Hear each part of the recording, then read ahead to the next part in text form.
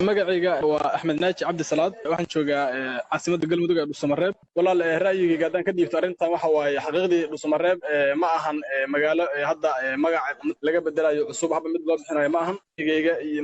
waxa waaye in magaaladani aysan noqon magaalo magaceeda ka guurta hadii magacaan laga bedelayo waxay weynaysaa guud ahaan wax kasto ay matalaad iyo maqaam ku lahayd magacaani waa magac taariikhi ah oo magac aabayaal iyo awooyaal laga dhaxlay waxaana bedeli kara magacaan dadka reer Dhuusamareeb bedeli kara ma bedeli kara qof kale afti dadweyne iyo dadka reer Dhuusamareeb in laga qaado ama taqaan afti hadii magacaan la bedelayo xataa ayaga ka iman kartaa kama iman karto madaxweyne qorqorna kama iman karto madaxweyne farmaajo kama iman karto wiil waxa la yiraahdaa waxa magac ula baxa aabiis dadka reer Dhuusamareeb ka go'da arintan hadii arintan ay ka timid madaxweyne qorqor gaf waaye waa in shacabka reer Dhuusamareeb raali gelin iyo afis wadiisto magacayga waa Uba Xasan Ugaas ku magac dheer uga xeegan oo jooga Dhuusamareeb walaal magaca in la bedelo waa wax aad u fiican kulliba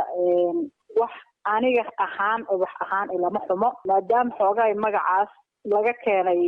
in doodo badan la geliyo oo xooga in la bedelo ah sidii saxda ahayd oo lagu dhawaaqi jiray xooga laga weeciyo markii hore Dhuusamareeb oo ahaay oo sadha ahayn oo da ahaan jiray Dhuusamareeb ahaay marka xooga maadaama dadkii Dhuusamareeb ay arabka ku adkeeyaan hadartan kulliba doodo badan oo waydan socday waxa la go'aansaday in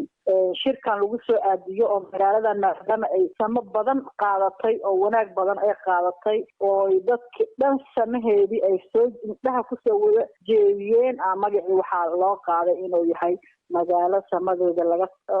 laga taliyo samo oo dadka dhan samada ay uga tashtaan saasa loogu bixiyay sama waa ku faraxsanahay in magaca la bedelo maadaama aan magaca wanaag badan aan ku soo jiidanay magacaygu waa Cabdisaakhir Maxamuud ka tirsan